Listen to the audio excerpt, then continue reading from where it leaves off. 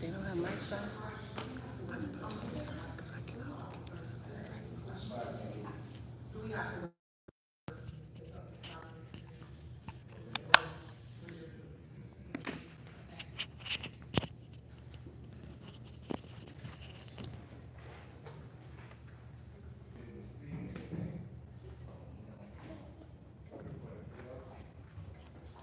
Could you all please speak into your microphones? We cannot hear anything back here. Thank you.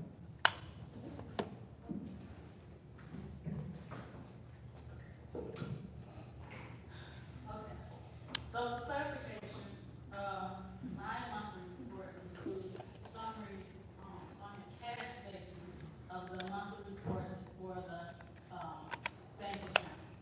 It is not, bills that are owed or that are expected to be paid or outstanding or anything of that nature. It is what is shown, the activity that is shown in the bank accounts. So that's why it says monthly summary of bank accounts. Yeah, I'm getting one. This month, I did make the correction, it was as of May 31st of 2025. I did submit it to you guys earlier this evening, it's kind of late, but, that was the correction that I made.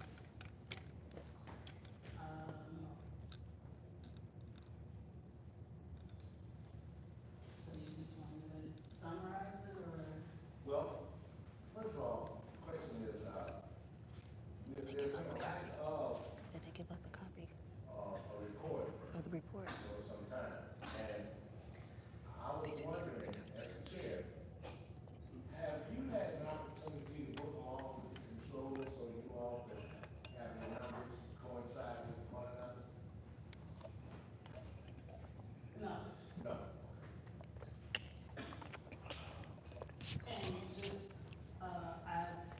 I know, I am aware that a report was given by the comptroller last meeting, just so you're aware, a large majority of those discrepancies are again because I believe his report is on an accrual basis.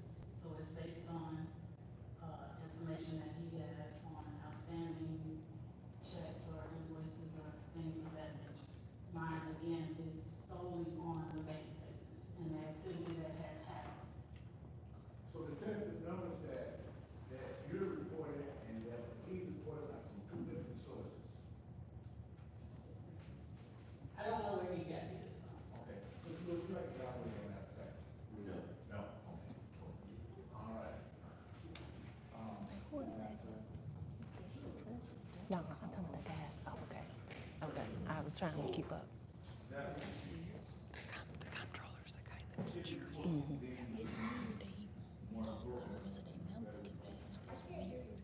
No, his report would, I'm sorry, let me let you finish.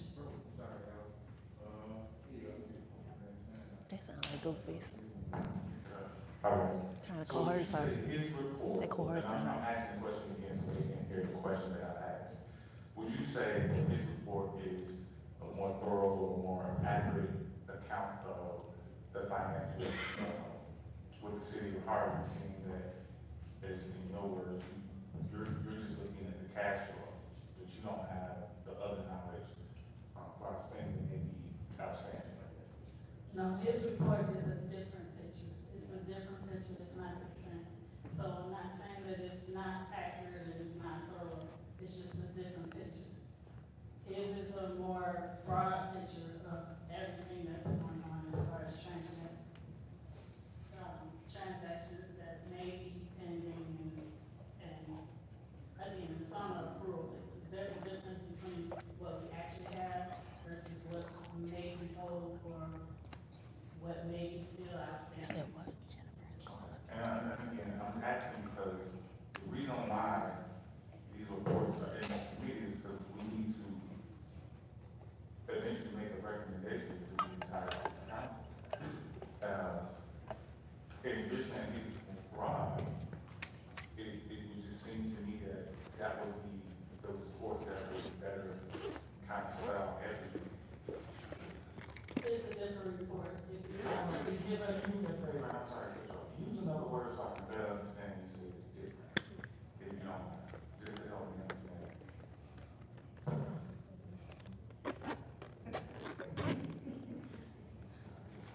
Okay, so, in the accounting world, there's accrual and there's cash basis. So, on one hand, it gives a picture of everything that has been, let's say you charge me for the, plumbing, but I have not paid you for it. So we will put that on the books, that is something that we owe. But it's not money that has been spent out. It's money that's due out, but it's not money that has been actually spent. So that would be accrual. The cash basis is you sent me a bill and I actually paid you the money. So that money actually went out and then I put it on the books. So that's actual money that actually went out. So that's the difference.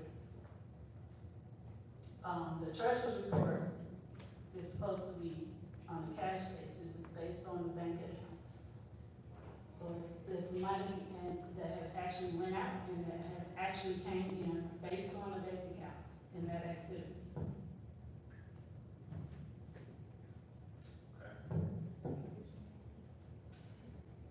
If I may ask, treasurer report. No, this is just But the committee members. So only the committee could ask the treasurer a question. Until it's public comment. Okay. Are Wow. there any other questions for the treasurer? Chairman's recommendation to approve or disapprove the treasurer's report, signify by saying aye, nay, Right. nay. Ayes have it. So they didn't even approve it. First reading will be open up for public comment. Please come up, state your name.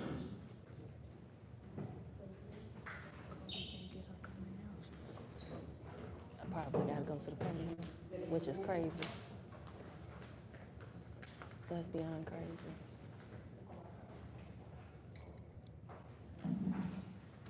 Good evening. Oh, that's Melissa. My name is Melissa Crawley. I was born and raised here in Harvey, Illinois, right down there in Eagles Hospital. I left here when I was 18 years old. I came back about 8 years ago after living abroad and wanting to come back and be a part of the change of this community that I still believe is going to happen. And we're here as a community to talk about the financial condition of Harvey, but we cannot fix the numbers without first facing the truth.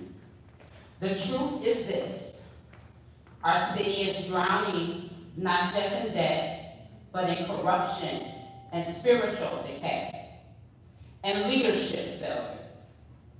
And the root of that failure starts at the top with Mayor Christopher Clark and those aligned with him, and including, though he's not here, Jedediah Brown and others who uses God's name to cover ungodly actions.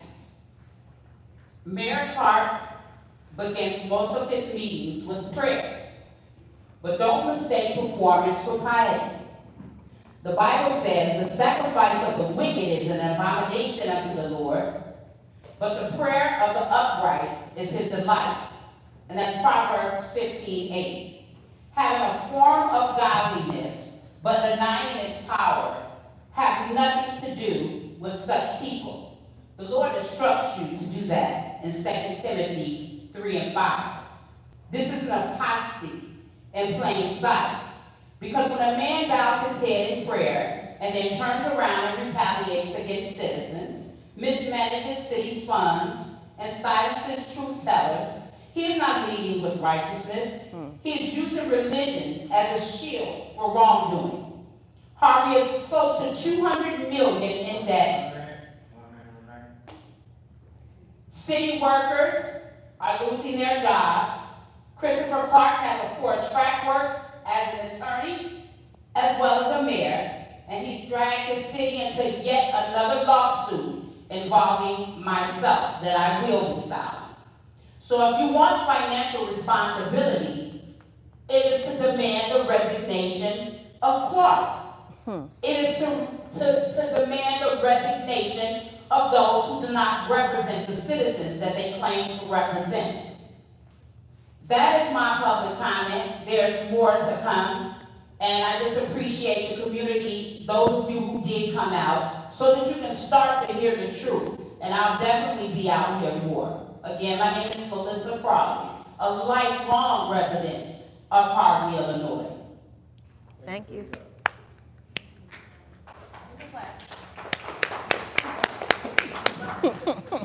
I'm sorry, we didn't announce this, but everybody's gonna get 3 minutes, and so I apologize, we didn't say that to start out with. But we do have the time up over here, I can't use the TV, but we do have the time. Okay, question before I start my comment. Is this just comments or are these questions and answers? Just comment. Just comments, okay. Well, first of all, my name is Glennis Watson, I'm a resident of the First Ward, and I'm finding it a little bit troubling that, there's not a clear understanding of cash versus accrual, basis of accounting or even just bookkeeping. That's kind of troubling to me because if the treasurer is supposed to give her, and again, I'm very limited as to the definition between the treasurer's responsibilities as far as reporting is concerned and the comptroller's, but from my understanding, she is only supposed to report on what has been received in, the revenues that were received, and then what has been expended. And however much detail she wants to provide, if it's by buckets, then, that's a little bit more more clear picture of our financial status. But the fact that you all just denied her report because you don't have a clear understanding of the accrual versus cash basis of bookkeeping and accounting, that's a little troubling to me. Second, the bills list is only a report of what has been spent. Where is the report of what's received? Where's the money? Where's the report of the revenue that's received? Because the mayor said at the last meeting that all of the financial support for the parade and the soccer tournament and all those things were by donations. But there's no record anywhere of the donations. There's no record of the revenue received. We see where it's being paid out. You gave those big old checks for $1,000 to 7 different teams. Plus the second place teams got $500. So that's at least 7,000. I don't remember how many teams got the 500, but that's a lot of money right there for a town that's so cash strapped.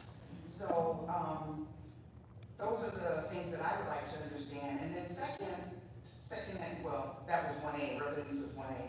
2, contractors. Why do we spend so much money on outside people? Is it because we don't have the people in-house to do what we need to do?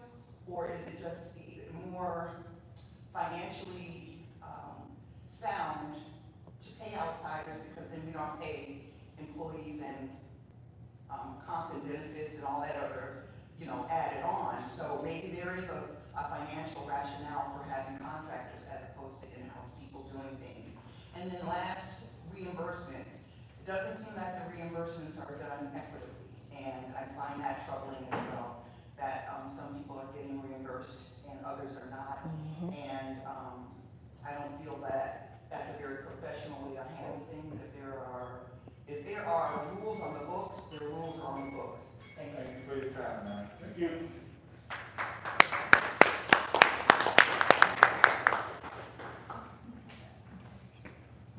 Hello, everyone. Okay, so first comment and question. Did he really leave and not My come back? comment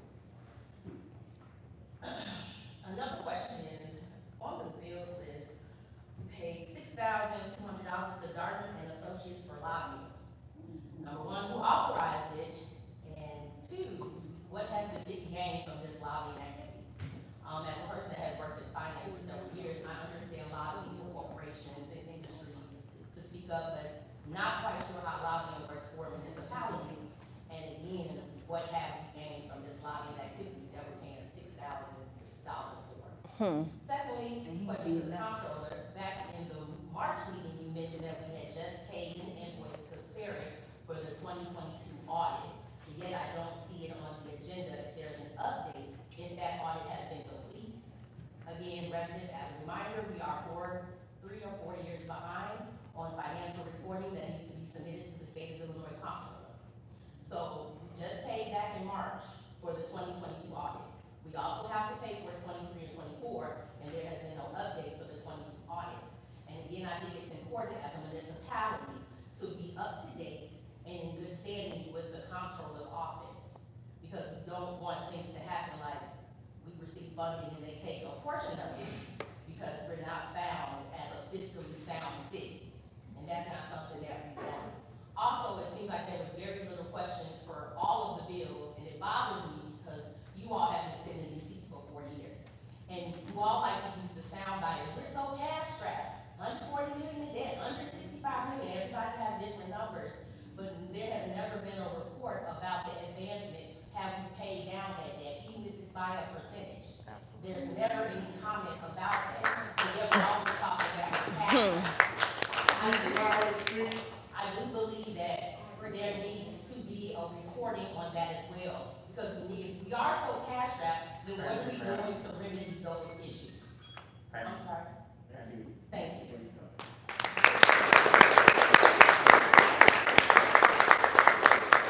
Good evening, ladies and gentlemen. My name is Diego Diaz. I am a new resident, new homeowner of the city of Harvey, a community that I chose to become part of. This is my first meeting. I've already had some interactions with the city departments, but that's for another meeting. This meeting in this moment is for me to speak on the finances, I believe. And on the finances, I don't understand them, but as a veteran of the government, veteran of not-for-profits that has reviewed the accounting, I think it's time we find some friends, ladies and gentlemen, that are willing to work with you, my alderman, please. And let's sit down and go through those quarter reports. Let's sit down and go through that third reports. Let's go line by line and talk to each other as city, community members in confidence. And we could sign non-disclosure agreements so that we're not yipping and yapping out there in the streets about it. Because we need to be one community to get through this. Absolutely. Please ask for help. I think you have a lot of help here in the city. We just have to be open to receiving that assistance. Thank you. I do have a comment.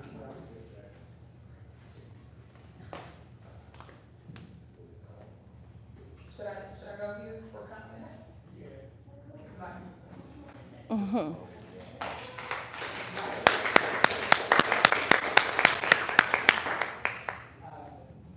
Finance committee, I just urge you tonight, what typically happens, and so the community, so you can have an understanding of Robert's Rules of Order. It goes, the resolution is read, and then there's a call for a motion, and then there's a call for a second. And typically, that brings whatever the resolution that is then being addressed on the floor to the floor. So that from that point, the fourth piece will be, or the third piece, we will be discussing it. And so before we move tonight, Finance Committee, Chairperson Rogers, Member Randall, Member Smith, I urge you to take a moment and let's refer this back to the Finance Committee so we can do what our first ward resident just addressed. We can go line for line. We are hurting. We just saw that we lost 10% of our workforce, right? And it's been reported 15 auxiliary officers, 13 service men and women. And I'm not asserting to the rest of the numbers, but we are already on a bending knee as it relates to services. And so tonight, when I looked over the bills list, for the past 3 months, we've paid B&F Construction Services $180,000. It's costing us $60,000 from the month of June 1 through 30, July 1 through 31, and part of in May. And tonight, that's up for a vote along with $86,000 underneath the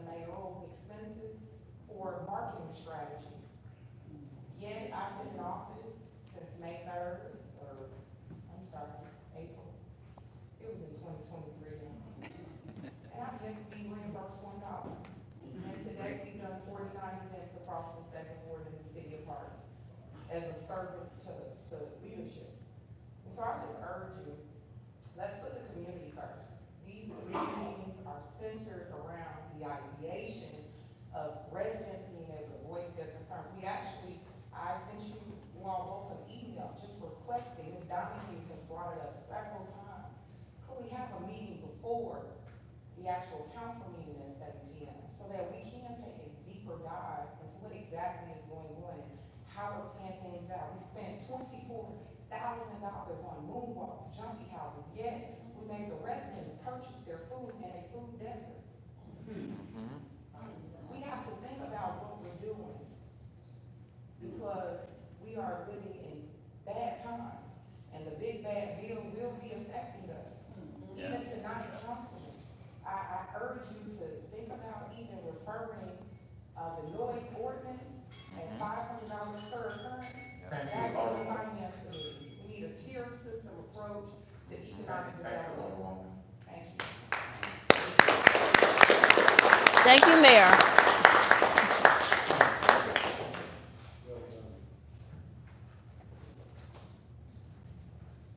I'm glad it's two of them. Thank you. Hopefully cool greetings for everybody, because you know it's hot out there.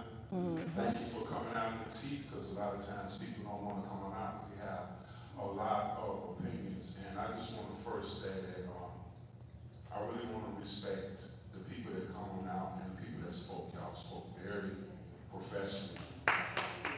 I did. Wasn't blaming nobody, just trying to fix some things. You know, I've been on for 7 years, and all I've tried to do was help and care. But at the same time, you never know what's going to come out of my mouth, because I represent my residents.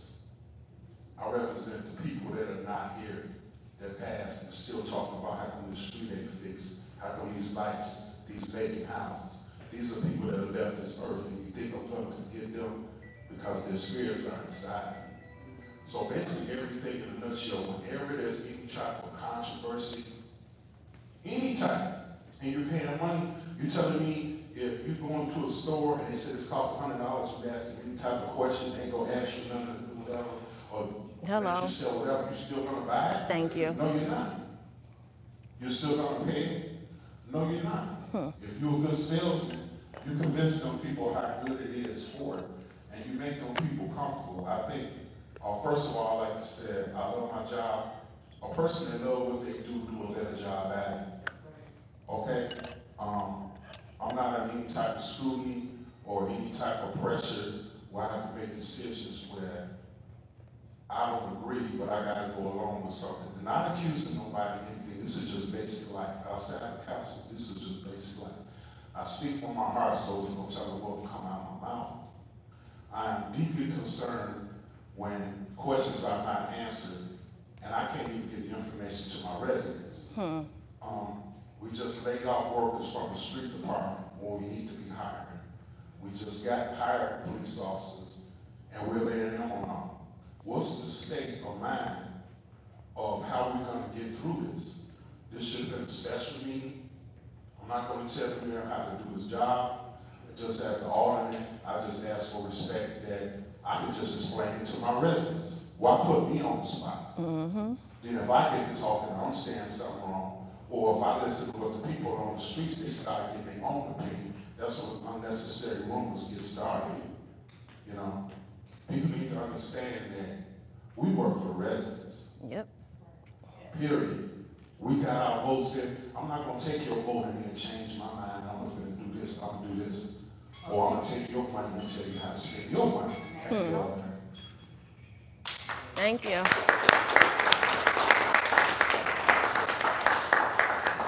Thank you all for your public comments. They were well warranted and well appreciated. Right, this portion of the meeting is going to have closing comments from the Finance Committee. Do any of the committee have anything to say? I'll echo that. I think it's the most that we've had at a finance meeting, so I'm excited about that within itself. One of the things that I absolutely believe and stand on as an alderman here is that every single resident, not just those in the field, deserves the right to know why you say yes and no. Okay? Because it seems as if this narrative is being pushed. That's just not true. I think we have a fantastic treasurer. And even when she's came to me in the past, I told her, I gave her advice that I thought was solid, okay? Tonight, let's not take this personal, this is a business meeting.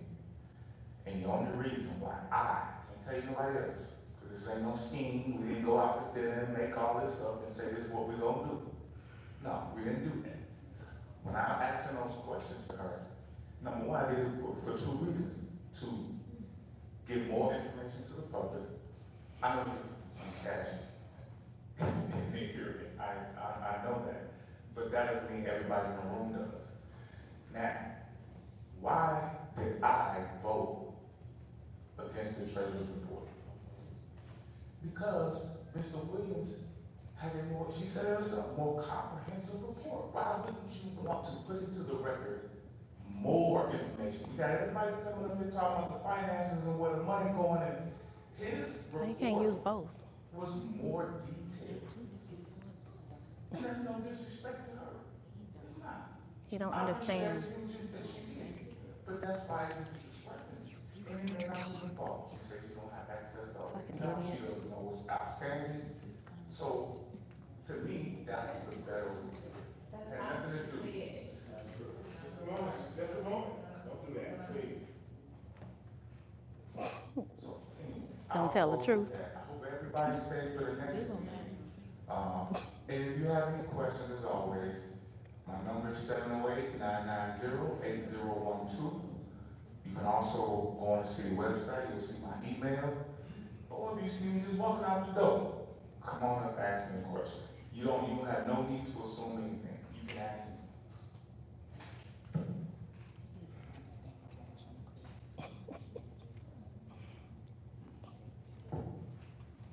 I know I can beat this one, so I can't beat it no more. Oh, Lord. And that is the businesses that have not been paying us our money in over a decade. Nobody get up there and talk about that. Nobody gets up there and talk about, they wanna know where's the money coming in. Go stop at O'Reilly, stop at WW Hope, stop along the whole strip malls and ask them, where's our money? Painting that narrative, on which you're on that one, painting that narrative that we're stealing. It's disrespectful, I'm not a thief. At all. I don't have a record of a thief. And I am for the people. I am for the people. And my residents can tell you. You out here fighting with the people. Some things I don't have to go into my horn, what I do, there's some things I don't even ask for. But I don't toot my horn, cause I don't have to, cause it's for God to judge and give me my reward, not the people, that's how I learn. These businesses have not paid us in over a decade. We have been Listen. trying to fight, drowning in legal expenses, trying to get these people to give us our money. And guess what, we done did that, and guess what, I just said, trying to have more money. Cause then they turned around and sued us, cause we put bricks in front of their place. And you have some people in here, your own residents, that come in here and they come, please save our business, please save our business. But at the same time, they're burning us over. Breaking us over cold. You complain about houses, you complain about laying on streets. I said, Lord, if I could give them my salary to pay the streets, what do we need to do about it? Just making cut the making lots of making the city look half. I could do it. This job, for me, I want everybody to know, this job is not make me or break me. This job doesn't do that.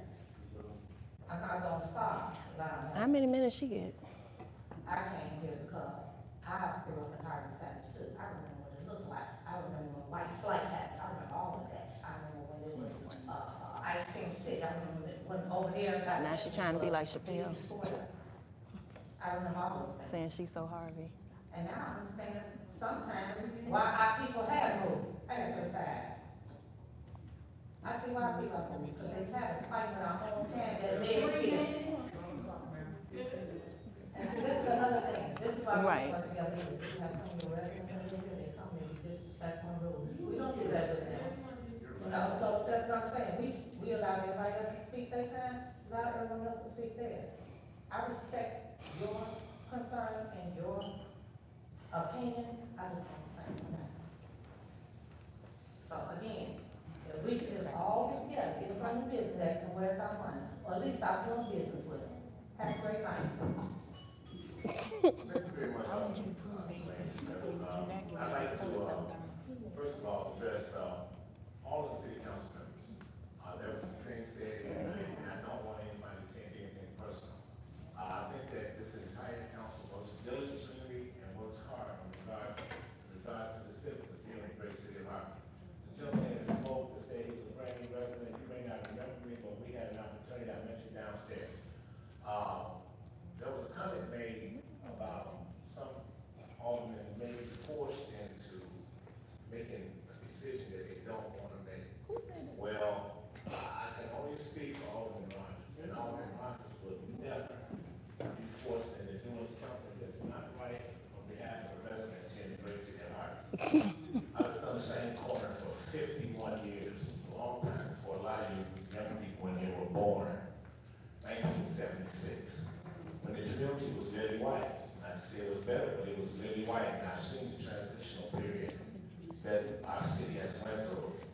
With a municipality of 5.5 square miles, and you used to have 200, over 200 people working for the street department, and now you got a little bit more than 30. Okay, there was another statement made. You can't service a city to keep it clean with the astronomical dumping fees and keep it cut. Okay, so yeah, we got some issues, and we have some terrible issues ahead of us, and we're doing everything we can as a council. I mean, the entire council. Everybody wants what's best for this community. There was a statement made about $160,000 for BNF Construction that does the inspectional services.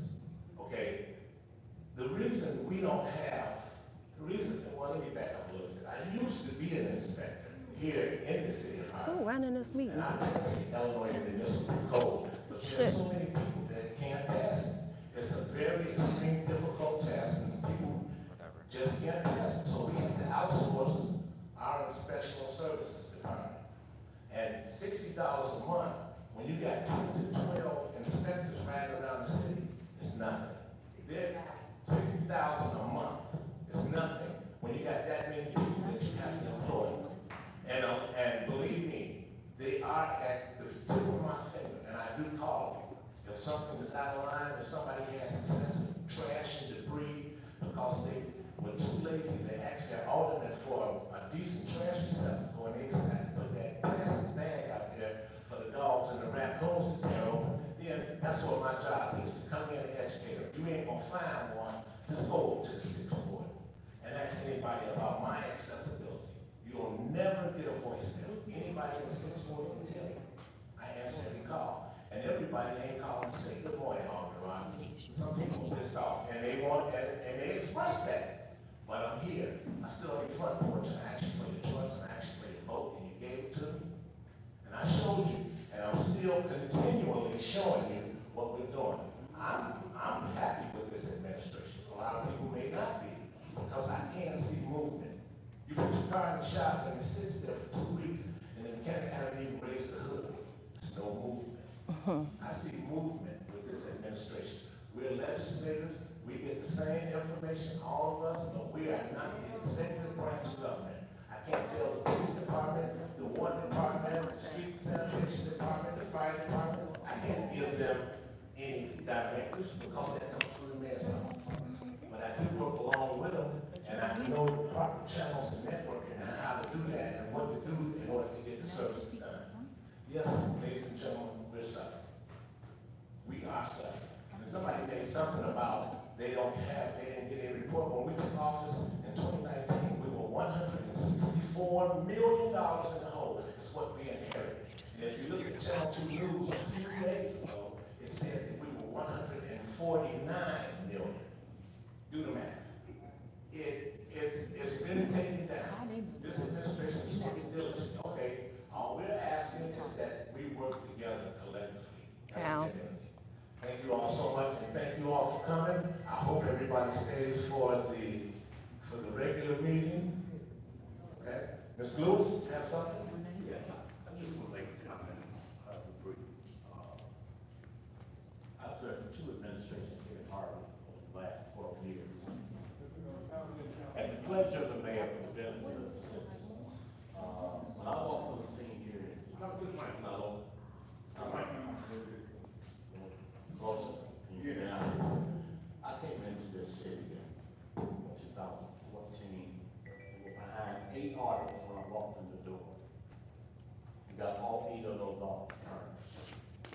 we're 3 audits behind now. Why are we 3 audits behind now? Because over half the firms in the state of Illinois that perform audits stop doing it. There's no money in it. I tell you, as a CPA, for over 50 years, there's no money in it. So people stop doing it. At the same time, I want the residents to know that bills that come into the controller's office always have documentation. We don't just pay bills now. I can't tell the mayor or departments what they should or not spend money on. The reason the bills list goes so quickly every month is because it's the same bills. We pay the city of Chicago for water, we pay the lawyer, we buy some office supplies, we pay a telephone bill. I really don't. It's on the bills list, and the audits will be done. Unfortunately, I can't control the pace at which the audits work. But I can assure you, it's not enough money in Harvey or anywhere else to make me be a dishonest broker. Show us the receipts. That you can be assured of.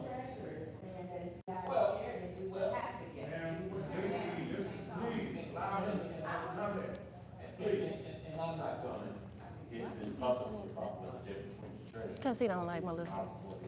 But it has nothing to do with the pool or the gas basis. I'll just say that. And I'm also not gonna get up here as someone who's been a CPA for over 50 years, never had a complaint, violation, claim, this or malpractice insurance or anything else. That, I'm just not gonna get into a real long definition of what it is. But I just said that her report does not properly reflect the cash position for the city of Hartford. It's a big difference between me telling you we got $4 million in this month versus $2 million. Okay? We understand that. So, but again, I'm not gonna get into a public display of going back and forth with the treasurer or any other alderman, partly because it's not necessary, partly it's disrespectful on my part. Thank you.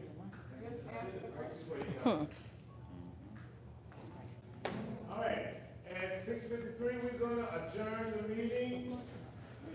You already have public comment. You had asked her, you had asked the comptroller, so. No, he asked. Yeah, go ahead.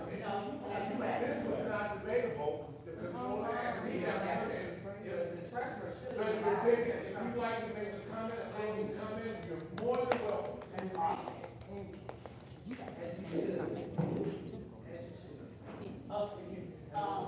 All I'm gonna say is I would have appreciated him explaining, what the difference was from his perspective.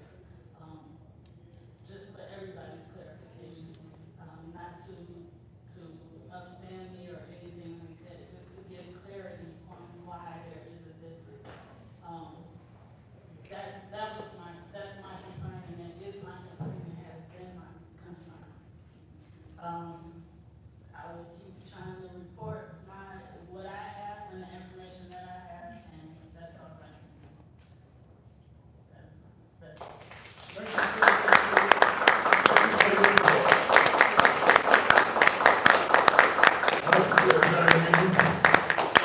Motion. Second. All in favor, signify by saying aye. Aye. Ayes have it, opposed. Thank you all once again for coming. Because he doesn't want to hear the truth about him.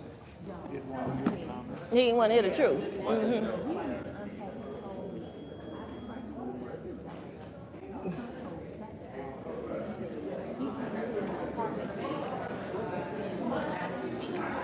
Hey y'all, so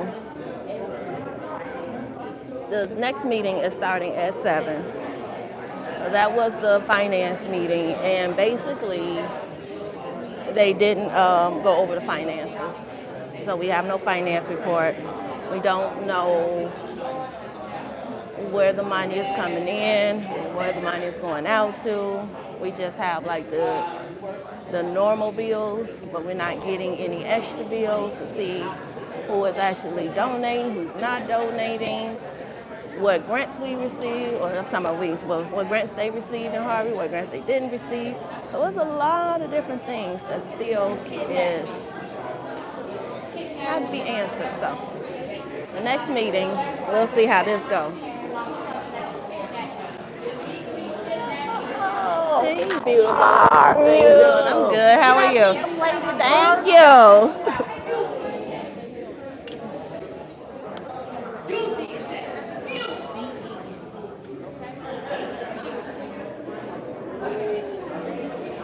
So Melissa was talking to that cop. He is one of the ones that kidnapped her. Absolutely. Under the cover of law. Yeah, right there. Look at it. Oh, I'm sorry. He did not look happy.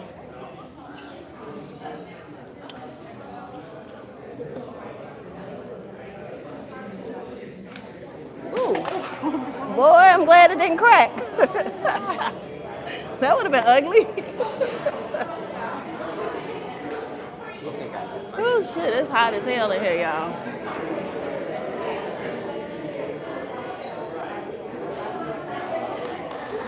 No, that's how I do it. They need to turn some AC on in here. I know, right? I think they turned it off on purpose to make us get hot before they start the next meeting. Hey, how you doing?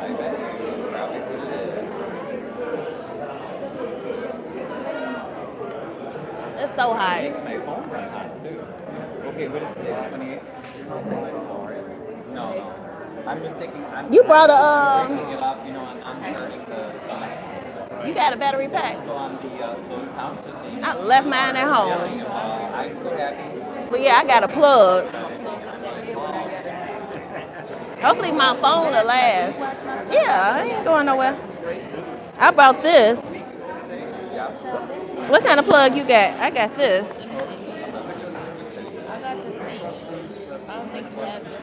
I do. I got C and huh? Yeah, those are C's. My cord is 10 foot, so I'm gonna go get my cord out my car before. Right. When they. I got an extension. Okay. Go ahead, I got you. I ain't gonna let nobody touch your stuff.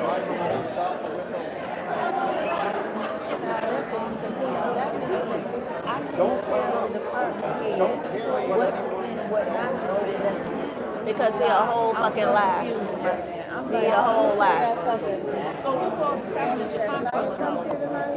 I'm leaving. I ain't got time for this shenanigans. I said, Jay comes tonight. Nobody running for council. I'm not either. I'm not leaving. I will put these props Listen. in mode and I will go. You hear me? I'm not leaving. I'm reporting the news as I promised I would do every time that I come here. Hey. So. Are you with Jan's team? No. She with the Harvey newspaper. Oh, okay. Yeah. No, she was asking was you with Jed's team. No. Yeah, no, she works with like the Harvey Herald, you know, when they come in and do the videotapes. Yeah.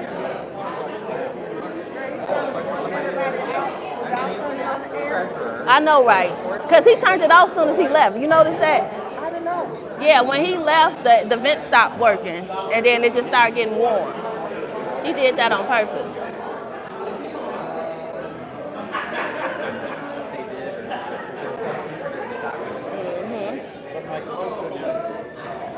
It's so hot, y'all. It is super hot. And I got a electric fan in my car. I'm gonna go grab that when she come back.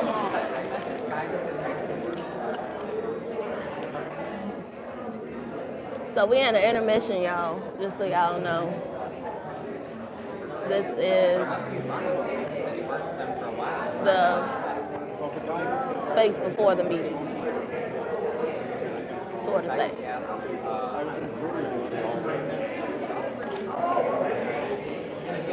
I gotta go get my fan out the car.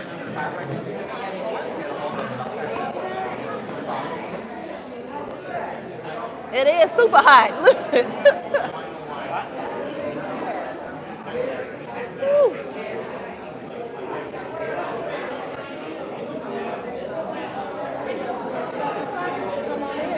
Huh? At 7 o'clock, he should be in there. Right, he should have came back by now. I don't think he's gonna force anybody out like you think he's gonna do. No, that's not gonna work.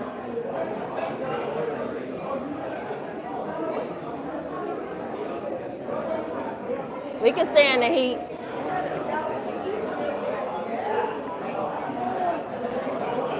Told you, I think he's gonna say hi. Okay.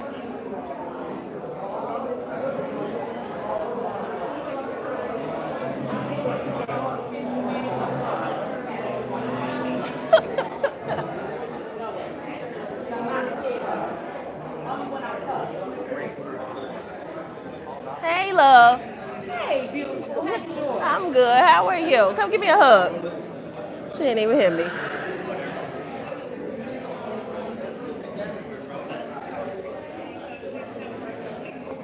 It's so hot, y'all. Can y'all comment? Is my comments on? I was just trying to see if they working. I kind of sort of didn't want them on, but I don't know if they on. If they on, I ain't turning them on. Yeah. Thank you. Appreciate it. No, I've been eating healthy and exercising and drinking plenty of water because my illness will not control me. I will control what I am going through. So, got to do the work. So, people got me hyped. Now I'm ready to go. And I'm feeling great. This rain today got me down a little bit though. So, just so y'all know, I didn't expect all this rain and it slowed me down. And before I left the house, I had to get my stuff together. Then I left my water and stuff at home. So I had to go to the store to get some cranberry juice. This is what I'm drinking, cranberry juice. I got a big one. Thank you. I had the best birthday ever. I'll tell y'all later when I get in the car. My birthday was excellent. Affords members of the public to submit written statements or make brief public comments during the public comment part of the meeting. However, persons in attendance are not allowed to act in a reasonable manner. Ryan, did you sign up for this one? For the public comments? Can you put my name on there? They won't let you.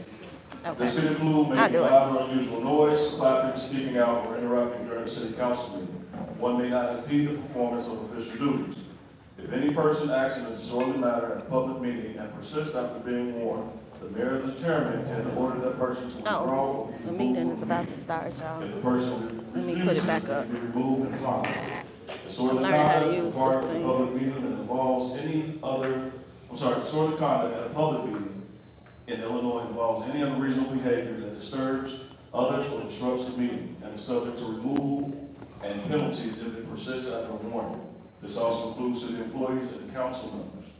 Our police officers are present at public city council meetings to assist the chairman in preserving order.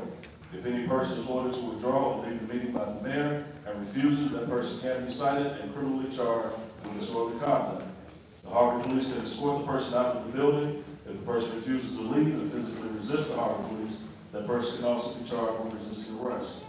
Under Illinois law, resisting arrest is defined as knowingly resisting or obstructing performance by one known to the person to be a peace officer, firefighter, or correctional institution employee of any authorized act within his or her official capacity. This statute requires that the act of resistance must involve some physical act that imposes any obstacle that may impede, hinder, interrupt, prevent, or delay the performance of the officer's duties. Examples include struggling, wrestling, going limp, or physically aiding a third party to avoid arrest. Illinois law explicitly states that a person is not authorized to use force to resist an arrest by a known peace officer, even if that arrest is believed to be or is in fact unlawful. Resistance of even unlawful arrest by a known officer is a violation of the statute. Thank you.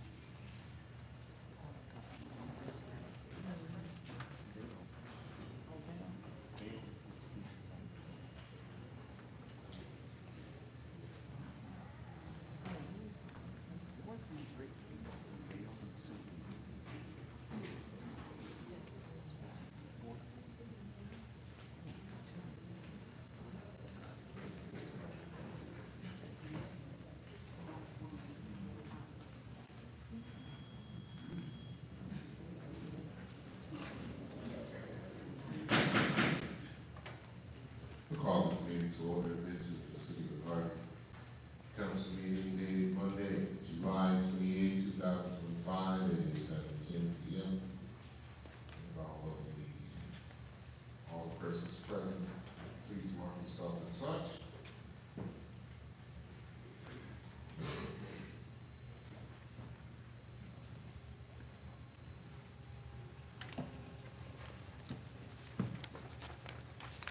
We have a quorum present. This item on the agenda is invocation of the pledge of allegiance. If you would be so kind to bow your heads. Heavenly Father God, we come to you, approaching the throne of grace and asking you for your mercy, O God, asking for your grace and your favor. Lord, that all blessings come through you, O Lord. We only need to seek you first, and the kingdom of heaven will be in you, O Lord.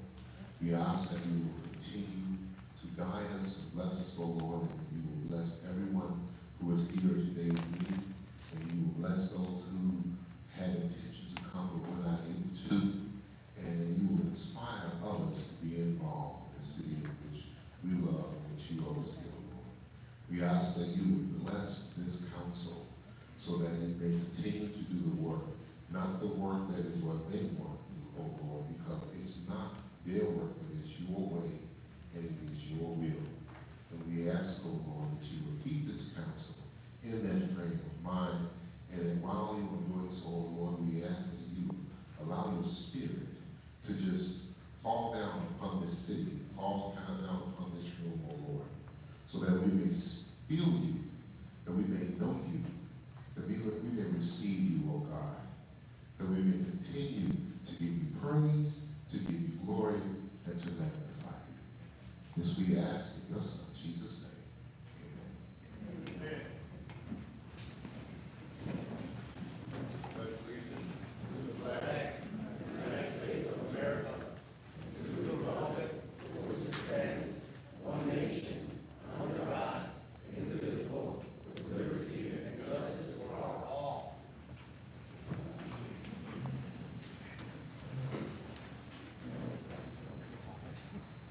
Next item on the agenda is executive session, as we have none.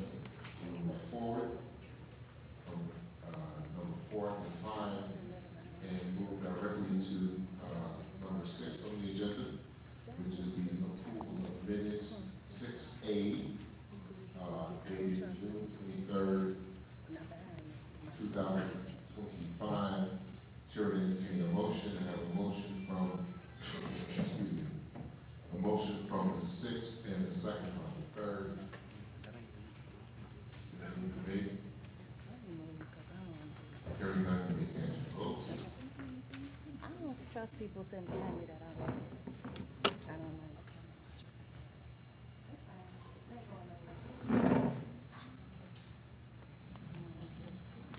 Motion carries. Next item is 6B, approval of minutes dated July 14th, 2005. There's a motion by the 3rd and the second by the 6th. Is there any debate? Hearing none, you may cast your vote.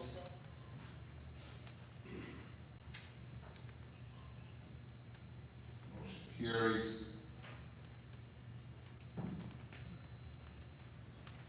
Next item on the agenda, item 7A is approval of the bills dated May 26, 2025. Is there a recommendation from the finance committee? Good afternoon, everyone. Yes, Mayor, there is a recommendation from the finance chair that we ratify the bills for May 26, 2025. Okay, hearing so, we have a motion by the sixth and a second by the third. Is there any debate? Yes. Okay, the chair recognizes the second word. There were several questions that Alderperson Rogers, Chairman Rogers could not answer in fidelity regarding the bills list. One of which was regarding the BNF construction code earning $180,000 since May through now, for infrastructure. We don't have a clear idea on what those details entail, what particular services have been rendered, what the timeline of that rendering is. And in addition to that particular cost, there's an additional $6,000 total in review plans. And so without having any further insight, I asked the chair as well as the members, could we refer this back to the finance committee, all bills lists, for further review, as the residents stated that they need additional oversight, transparency, and fidelity regarding the bills list. Well, actually, We got one more. We don't, no, let me get this. If you get it, I wanna make sure we got the questions covered, the debate covered. Were you done on? Yes. Okay, the chair recognizes the fourth ward. Thank you, Mayor. I just want to let, the residents, what my debate is that I'm not in agreement of supporting paying the bills. If those bills have to be paid, everyone has to pay bills. The structure of our finance meeting, which I wish, more people would have been able to attend and understand where I'm coming from. Whenever there's any discrepancies, questions that are not answered, I don't understand why we immediately go into the meeting and then all of a sudden vote on instead of saying, let's send this to the finance committee once again, hold a special meeting the next few days, get all the questions answered, make sure everything is in order, and then simply go ahead by approving the bills list. But to approve the bills list on the night before, the hour before, started at 6 o'clock, questions still wasn't answered, can't be answered, or I don't know if they ever will be answered, or for us to put it on the agenda and the vote is like a disrespect to the residents. Thank you. Thank you very much. Does that complete your debate? Yes, thank you. As the chair, Alderman Rogers, do you have anything to say in that regard? First of all, I'd like to comment on second one, Alderman Chapman's request. She requested via email. These questions in regards to bills list never did, were brought up at the finance meeting when she clearly had an opportunity to discuss them at that particular time. The invoices that, hey, listen, don't do that. Don't do that. Let me control the meeting. And if y'all would be so kind, I appreciate it so much. Thank you. Alderman, please continue. And in addition, the bills list that we received, these are bills that have already been paid. We don't have any of the information that was requested at hand, okay? And if she had asked me personally, instead of into an email before the meeting or after the meeting, I would have been more than happy to let her know that she would have to refer her questions. I believe there were 12. And these questions would have to be referred to the mayor's office, because they're the ones that can do that. We don't have that particular pertinent information that you requested, and you're speaking in terms of. And as far as my friend in the fourth ward, nobody's being disrespectful. Okay, we have finance meeting because they were supposed to, they were put here to command structure, okay? And as a matter of fact, I think we're the only committee meeting that's actually meeting right now, is to be transparent, is to give the public an opportunity and its residents on how their expenditures and how their money is being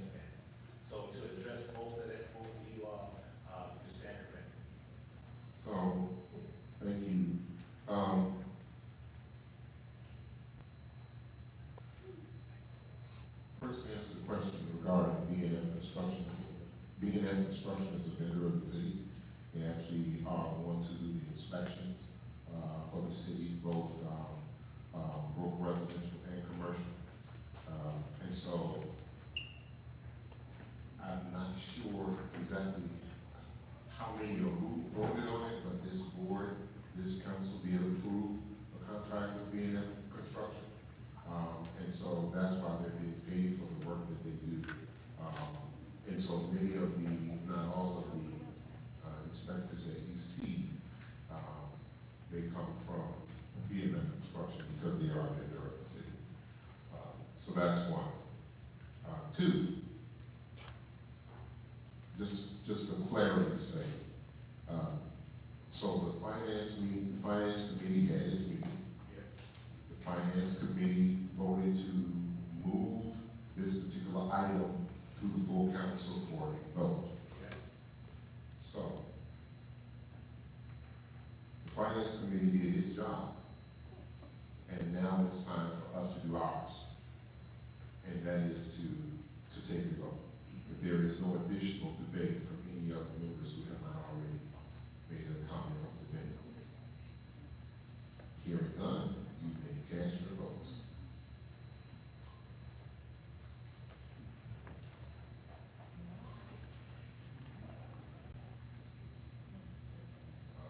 Measure carries, and I also want to state also for the record, because I have to join in actually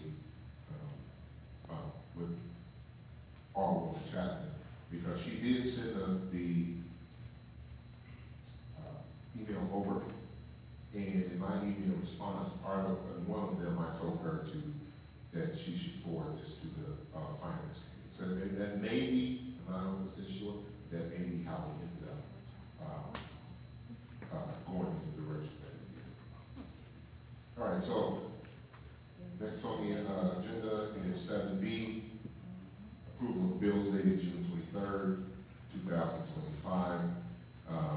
There's a motion by the third, a second by the sixth. Is there any debate? Hearing none, you may cast your vote.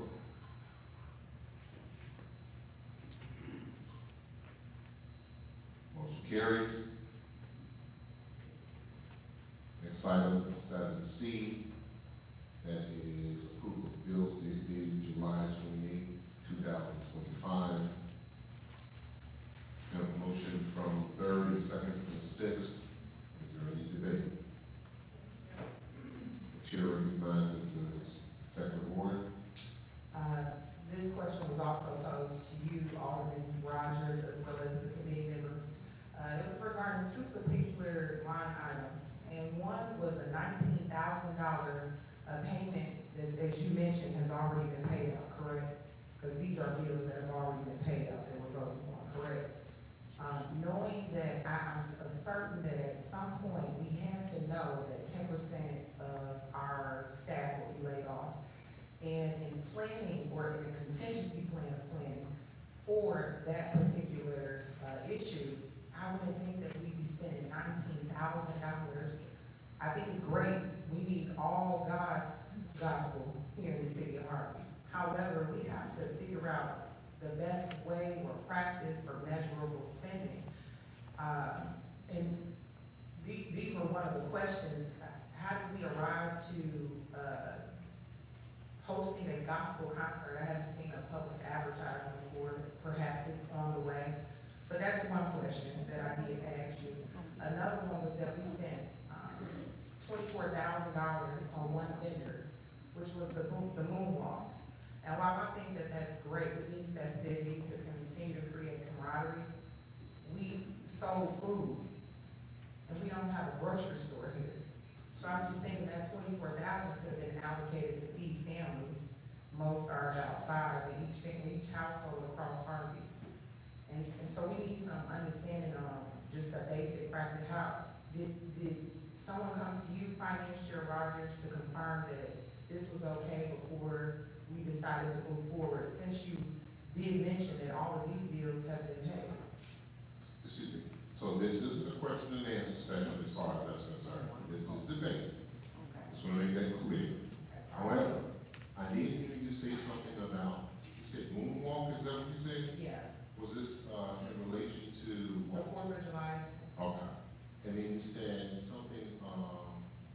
since we spent $24,000 on moonwalk, do we offer free food to the residents? And then you said 19,000 on The gospel concert. because I want to make sure I get those. First of all, I believe that our citizens deserve to have some of the benefits that many of the other citizens in other communities have. When we do things such as this, once again, it's having a good and powerful team. I think I brought it up at the last meeting that this is through donations. Now what happens is they donate and they give the money to the city, and then we have to use that money for the purposes in which it was donated. But that's donated funds. So, as you have, now that everybody knows we're gonna be out of the gospel a bit, that's donated funds. And more of it will be donated as we move forward in the future. And it's donated by a lot of businesses. I think I mentioned in our last meeting that it was the Mayor's Cup soccer event was received sponsors. And I mentioned this, I think specifically that Canes, what's the name of it? Raising Canes? Oh, okay. No, I ain't that song. But they even donated money and they're not even in market. So we're blessed enough to be able to, I guess, pull on the heartstrings of the people who support the city and support the residents, so we can have these types of events. This isn't frivolous spending. This is people giving us their treasures to do what it is that they want us to do. And that's one of the things that I'm proud about this administration, is that when somebody gives us some money to do A, B, and C, A, B, and C. So that's where that comes from. If I could just ask or make a recommendation here that when we do get the bills list, can we just see those profits coming in, or that revenue, or that particular budget for those grants that have been allocated back to the city? Because it's an easier and more fluid conversation with residents. When they ask for the packet, I send it to them once it's finalized. And these are their questions that they're asking me, so I just want to be able to answer with full fidelity so they know that we're managing the monies correctly.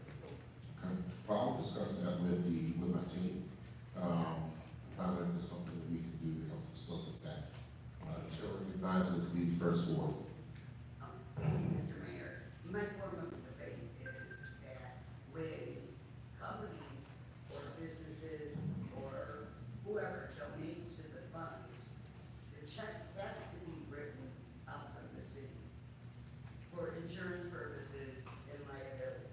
So therefore, when we see this, and like the second word Alderman said, so we know that we can confidently trust the city. You know, I trust the city. I trust our comptroller. And I would definitely put my reputation on them. So if the comptroller is saying that this came through donations, because the comptroller is legally responsible for the finances of the city. If my understanding is correct, Mr. Mayor, as I was informed by Lisa Madigan's office in the previous administration. So that is why I will be voting for this. Thank you. But yeah, so we'll like I said, I'll have a discussion with the comptroller and with the team, try to figure out if there's another way for us to go about handling these particular matters. But like I said, I do want to make sure that I give commendation to the administration for going out. And I said at the last meeting, when we first started doing the 4th of July celebration, I didn't want to spend any money on it. Because of the simple fact is, you know,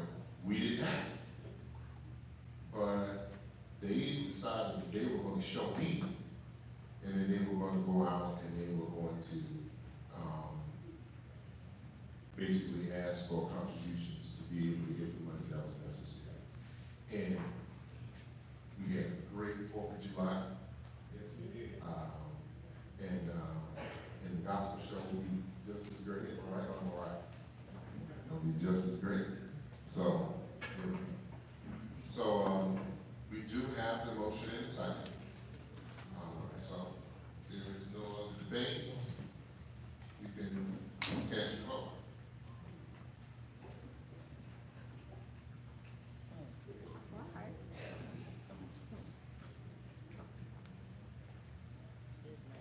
Motion carries. Next item is the approval of ordinances and resolutions of the city of Harvey.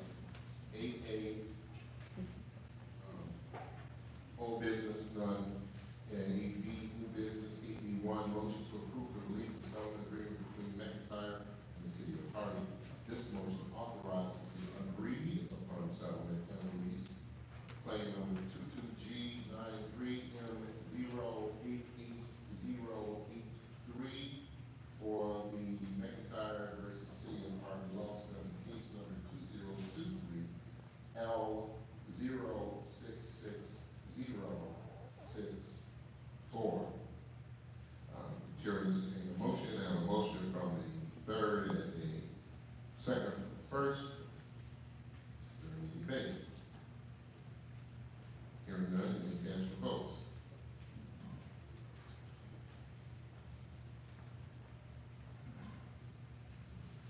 Motion carries. Next item is B8B2. It's a motion to approve agreed judgment order for case number 2022CH02316, City of Harvey versus its loyal services. This motion authorizes the agreed judgment order to pay the City of Harvey the sum of $25,000 via payments of $500 monthly and to pay in full for violations of city codes at 43 and 47 West 159th to 159th Street, Harvey, Illinois. I have a motion from the first and a second by the sixth. Is there any debate? Hearing none, you may cast your votes.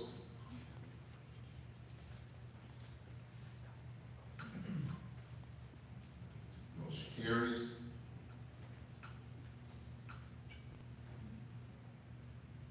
Next item, 8B3, ordinance amending chapter 953 of the municipal code entitled noise control. The ordinance amends the hours for prohibited noise and penalty amount for violations. There's a motion by the third and second by the first. Is there any debate? Yes. Chair recognizes the second ward. Our annual income here for most families is about $23,000. And so in looking, we previously had a tier scale, first offense, second offense, third offense. And when I went to look at Chicago's costs for, or even Bismarck, or even Phoenix, the fines were way less than at a one-time fee of $500. And I'm asking the council, because we are in socioeconomic oppression, if you will, to think about having a tiered system or approach financially to the cost. I think that a one-time cost at $500 is extremely high for our community and for our annual earnings here in our community. So my belief is that this needs some further review from the finance committee. I'll have to make sure. That's it. Chair recognizes the first ward. to your mic too. Oh, I'm sorry. Thank you. I echo the sentiments of our Second Ward Alderwoman with the fact of the economic situation in the city. However, the offenders here are not first repeaters. They're second and third. I think everybody knows, being a good neighbor, we have to be sensitive to the noise level. And yet, there are repeated vendors constantly going. And our police officers are responding, and this $500 one-time fee, and then it can go up, I think will do the residents, and especially our senior citizens and the people that are dealing with medical conditions, when we're constantly playing the loud music. Now, I am a firm believer it does not happen across the city, but I do know it happens in the first ward. I mean, so I wish that we would support this and implement this procedure. Yes, the economic, but maybe people will become good neighbors after that. Thank you. Chair recognizes the sixth ward. I'd like to echo the sentiments of my colleagues, first ward, second ward, all. But as a conscientious resident here in Harvey for over 51 years, and I've seen, and we're not just talking about loud music, we're talking about fireworks, we're talking about the loud exhaust coming from the cars at night that you know, that's creating just a habit. The fireworks, I remember this past 4th of July, I had my dogs just shivering, you know, and, you know, not to say that this is not important, but the fact of the matter is that we've been putting up with this nuisance for, and I think that we need to give our police department the meat and potatoes that they need in order. I like creating legislation, and I love the fact that if we can do something that's going to act on the betterment of our city, I think we should do so. So with that being said, yes, and it's not just fireworks, loud exhaust, loud boombox music, it's all kind of, and I was reading the ordinance earlier, and it's specified hospitals, schools, and churches. Well, on Saturday night, you ain't got nobody in church, but you got the residents that are suffering extremely because of all this chaos and nuisance that's going on in our community. So yeah, I stand with this ordinance. Chair recognizes fourth ward. Thank you, Mayor. I understand this ordinance and it makes a lot of sense. I'm just concerned on how it's gonna be enforced. Fortunately, I came from a pretty decent block growing up in my neighborhood, you know, growing up in the city of Harvey, and it could still, you know, continues to be that way. But what we do, we simply ask our neighbors and let them know, hey, I'm having a party Friday night. And if everybody really agrees and everybody knows what's really going on, people respect it because they're saying people may want to have a party too. So what I'm saying is, so if there's nobody around in the immediate vicinity that's calling in, saying the noise is too loud, do the police officer have the authority to just come back and say, hey, here, and come back and issue a ticket? Or are they gonna wait and see what the responses are in the surrounding area? Rita? This is debate. Yeah, I hope it was, and I was just trying to make a point on how it should be enforced, and it should be some more better clarity and not be given up to the officers to decide if they want to come back and maybe take on everybody around the surrounding area. And plus, it keeps the neighborhood together too. When the neighbors come by and talk to you and say, I'm having a party, that's just, you know, that's the stuff we need, because everything we're going through in the city of Harvey right now, people need to party. Chair recognizes the fifth ward. I just wanted to clarify something, because we doing it again. If you read this, it's commercial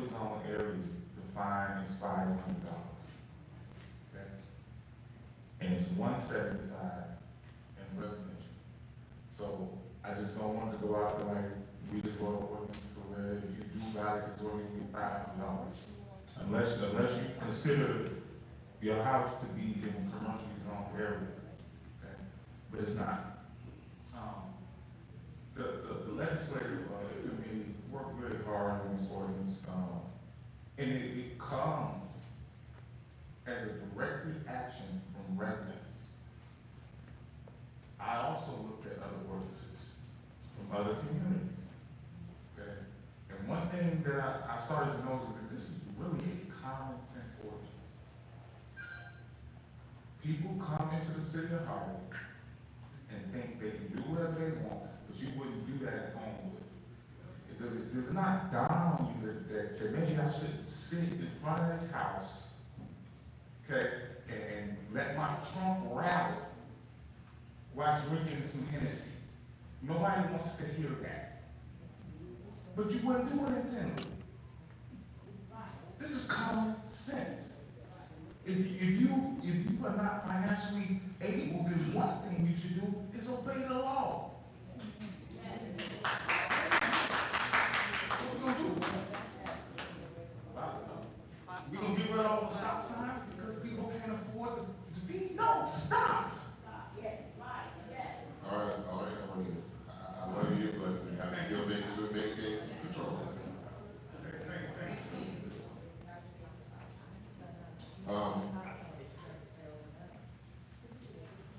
So I'm on the board, man. We, you know what? Go ahead. Thank you, Mayor. I just want to make it clearly on what, as an alderman and a resident, a lifelong resident, or what I'm simply saying. We understand the noise and the situation we've all experienced. My question was, how are the police going to enforce it? Are they going to enforce it in the right type of way? And what procedures do they have? And so you asked a question that was outside the scope of the debate. It's outside the scope of the ordinance. Yeah, yeah.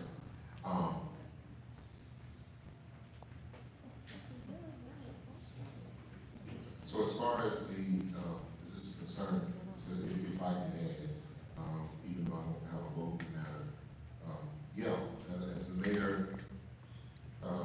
we don't just get it from one board, we get it from 6. And we hear it from all over. And this is another one of those situations, just like the finance committee. The legislative committee put in a lot of work. They made their recommendation. That's how it got to the agenda. And so they made their recommendation. And then they also worked with the mayor's office to make sure as well that all the concerns were addressed.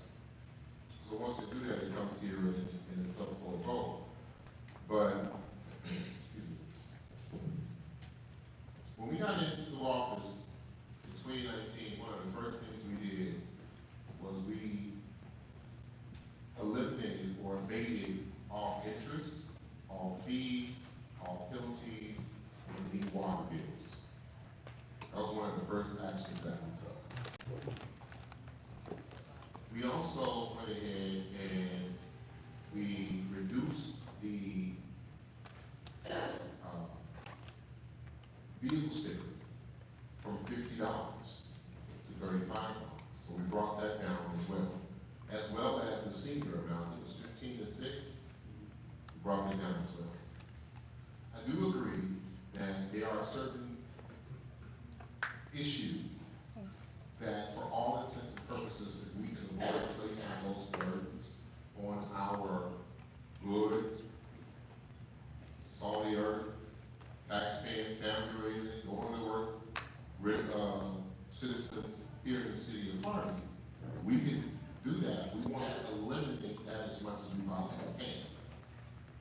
But when it comes to nuisance and to vices, those things are choices where you can say, you know what, where there was a $500 fine, I'm glad it was clarified by the alderperson as far as it's $500 for commercial, $175 for residential. But just don't do it. You know, it's a very also, even though Alderman, I did say it was out of scope, I will address it, because I had already spoke with the chief. We issue warnings first. So, and it's never been anything, this is not anything abnormal.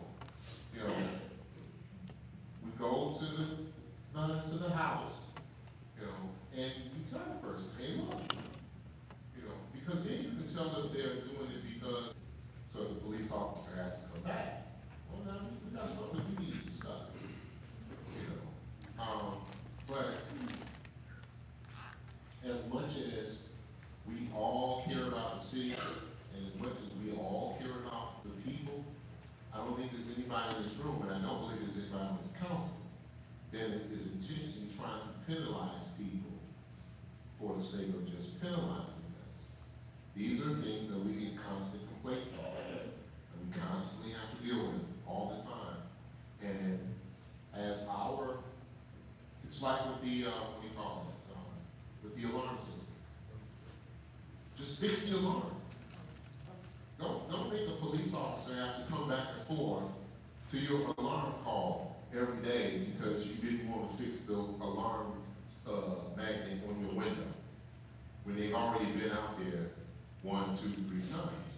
Just fix the alarm.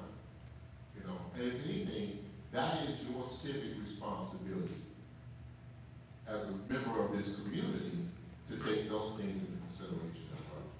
So I would support it if I had a vote, but you have a motion by the third and a second by the first. So you may now cast your votes.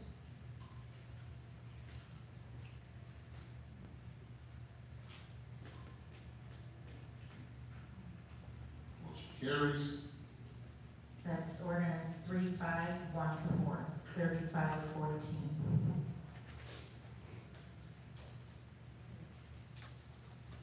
Thank you. Next item on the agenda is public comment. Public comment is encouraged and appreciated. This is the only opportunity for the public to address the city council on agenda items of any other city-related business. In order to accomplish all business on the agenda and be respectful of everyone's time, council members will not engage in dialogue with individual members of the ordinance, and no immediate action will be taken on any public comment issue. When your name is called, proceed to the podium, state your name, please limit your comments to 3 minutes. No speaker may donate his or her time to another speaker. Comments shall be courteous and respectful at all times. No person may use public comment for the purpose of campaign or advertisement. This is not question and answer time. The council cannot engage in conversation with the public. Questions and concerns about operations should be addressed with city staff during regular business hours.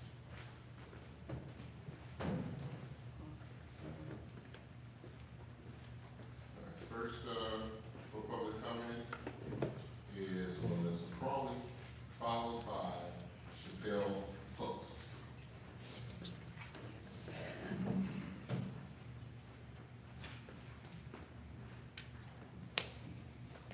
Good evening, my name is Melissa Crawley, and I've lived in Hartford long enough to know when leadership becomes a threat. What happened to me wasn't just personal, it was political and retaliatory and illegal. Mayor Christopher Clark falsely claimed that I tried to enter his home, and that lie set off a chain of abuse.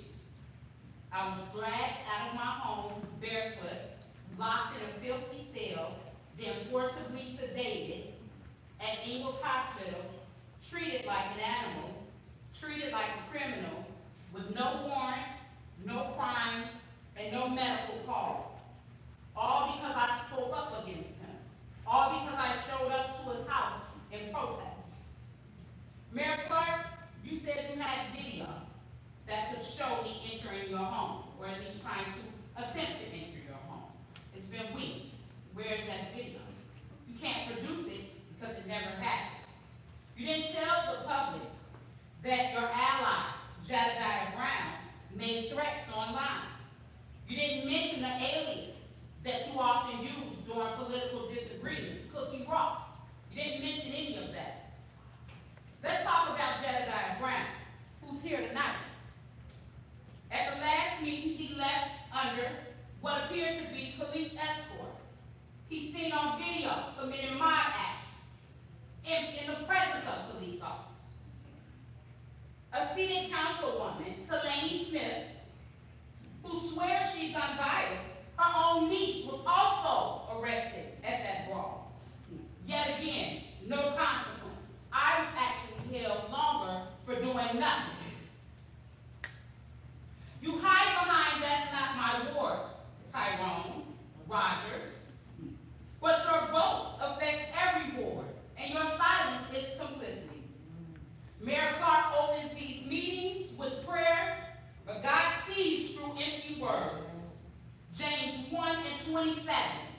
Pure religion is to care for the afflicted and to keep yourself unspotted from the world. But you don't protect the afflicted. You persecute us. You're not unspotted. You're neck deep in corruption. God is not mocked. That what you sow, you shall also reap. Under 75 ILCS 10:2 through 202, you are personally liable for willful misconduct. And I intend to hold you to that. I'm going to sue you in both your personal and your official capacity. Who's crazy now?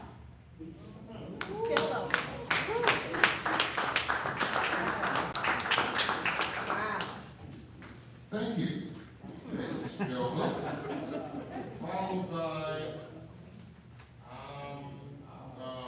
Suzanne, I think it's Suzanne Allen.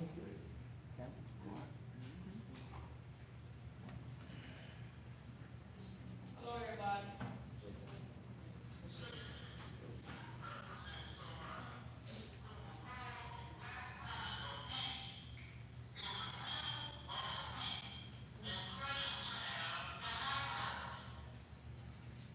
So, that was during the meeting, 2/10/25, when Mayor Clark stated that Jedediah wasn't worth being represented by anybody because he had the audacity to call a black woman a B in a council meeting, in a town hall meeting. But yet, today, he's out here doing whatever he wanna do, all to the party. And me and Jedediah has had talks, yeah. Just like when he went over there and threw the people out of the, bandos over there. And business came to me and told me, yeah, I heard what you said, we going over there. But Jedediah, that was already there. As, as if he worked for the city of Harvey. But, and then, nothing was done when they, jumped on, Amir and his daughter. Actually, he came back to the scene, and then he had police escort his truck to the police station, which I find that funny because a lot of people get their vehicles towed and gotta pay $1,000 just to go to them. So I'm trying to figure how he can get that special treatment. And also, Talani's niece, when she hit Ryan, and, Talani, I wasn't gonna do nothing to you, you didn't have to run that night. I handed you your police key fob. Actually, I didn't have to give it to him. You know what I mean? I did it because I felt like that was something that I wouldn't want somebody to do to me. So I handed her the key fob. And she drove Denise's car. Her niece's car should have been towed away because she was put in cuffs. So all of this stuff that's going on, like, I'm trying to figure it out, like, why citizens have to pay $1,500 just to get their cars out of the pound. All the woman chatting. Y'all told her, and she had to pay the $1,000 to get it out. And she also had to go to Cook County Corrections? Why wasn't Jedediah there? Why wasn't Telane's niece there? No, none of that stuff happens, but y'all talk about we supposed to understand and supposed to do all, for what? Y'all got y'all little picks and y'all do what y'all want, and then y'all get mad when we talk about y'all.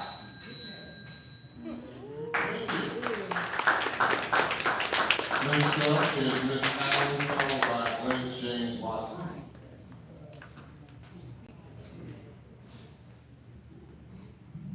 Good day, everyone. Good day, everyone. I'm Suzanne Allen. I am representing and speaking for Betty M. Allen. She is an 89-year-old resident of Harvey, Illinois. I allege that the city of Harvey has figured out how to weaponize the water department. No, my mother's not cuddled nicely into her home. Right now, she's still upset because there's her yard has been torn up. It was knocked on our door, a knock came on our door from a realtor that basically stated, hey, we can't do anything with the house on your property. We'll sell it back to you for pennies on the dollar, pennies on the dollar. And this is from a realtor. So we're like, something's up, let's go take a look at it. Come to find out, my mom owned both houses on the property. Freddie Mac may have had it in 2021, but someone needs to ask how they got it. What you're looking at, we allege there are improprieties that are, it's not correct.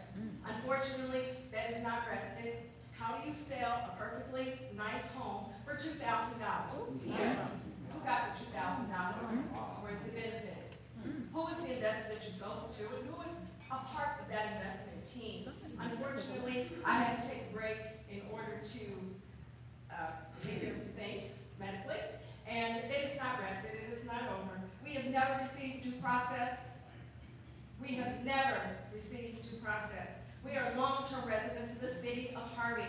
My mother has lived in this area for more than 27 years. She has never once been late on a water bill, ever.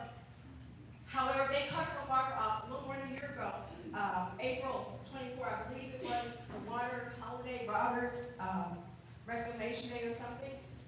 Her water was cut off, 89-year-old lady. She couldn't take a bath, she couldn't brush her teeth for more than 30 days. In order to get that water turned back on, we had to agree for the properties to be separated.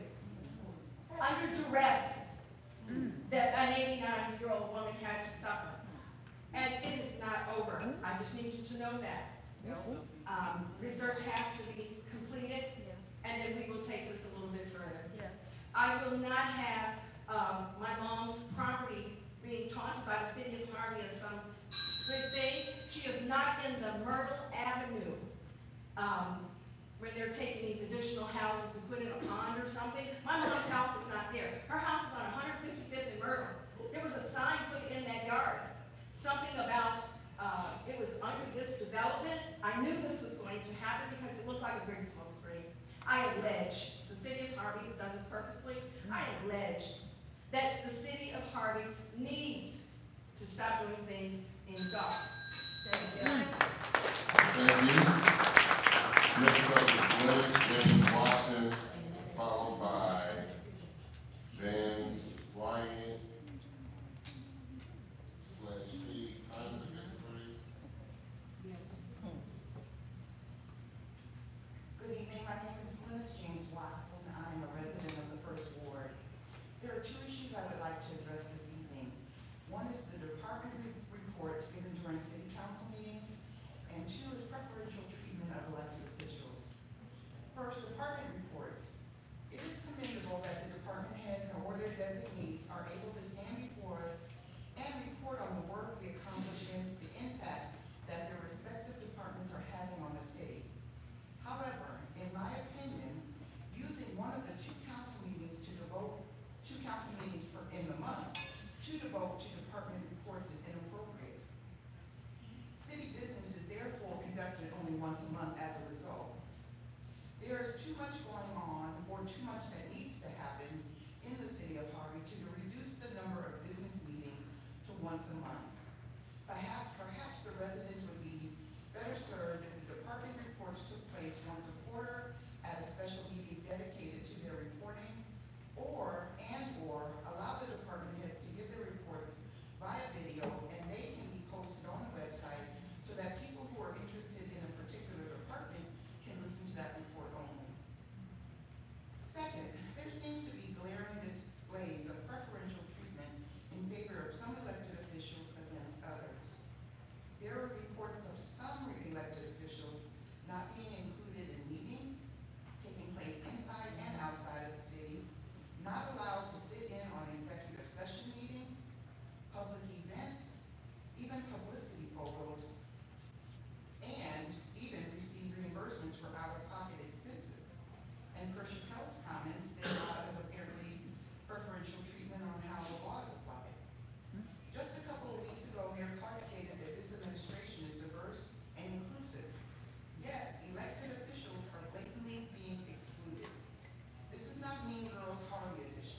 This is a city supposed to be overseen and run by people in a professional manner.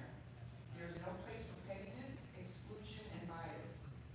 Do the job you were elected to do and allow each elected official the right to do the job they were elected to do, each with every right and privilege due them.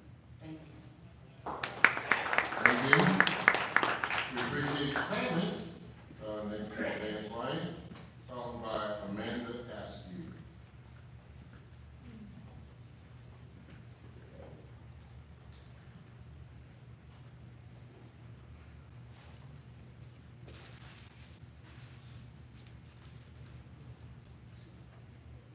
For clarity, I am Faye Collins, and I'm reading this certification letter to the treasurer from Illinois Municipal Treasurers Association, Mr. Vance Wyatt, is the elected treasurer of the city of North Chicago.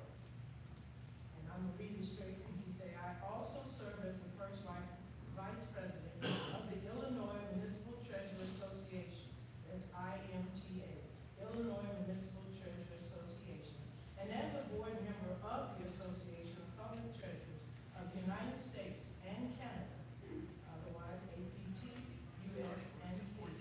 This evening, which was last week, Tuesday, I am honored to present your treasurer, Aisha Pickett, with her well-earned Certified Illinois Municipal Treasurer designation.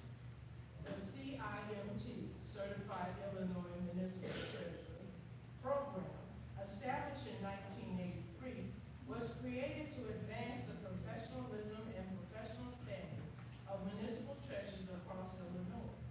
The certification is administered and awarded by the IMTA and adheres to the standards set by APT, US, and C, United States and Canada, which oversees the certification framework for public treasurers throughout the United States and Canada.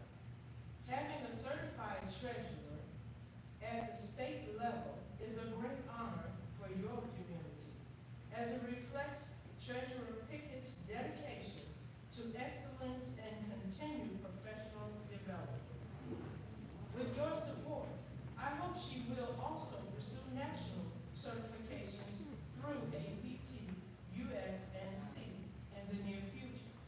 Respectfully, Vance D. White, MBA, ACP, FIM, CGIP, CIMT, CPFA, a lot of acronyms behind that. City Treasurer, City of North Chicago, First VP of IMTA, APT, USNC, Board Member. I hope this will encourage you to allow our treasurer to perform her job, because she is more than qualified from the beginning, but now she has been nationally certified. Oh, hello.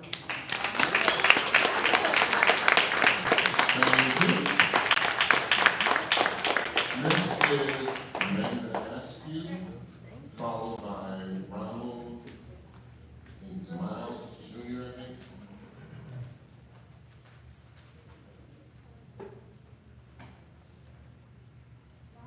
It starts when I speak, or you just start now? We need to start talking. Okay, that's okay. Reset. We'll see exactly what Bobby said. So I went to the finance committee meeting before the city council meeting, and again, as usual, I left with more questions than I had answers. And I wanted to address some of the closing comments that some from the finance committee shared. Number one, I would like to address Alderman Smith. You mentioned WW Hope, you also mentioned O'Reilly, all of these businesses have not paid their taxes.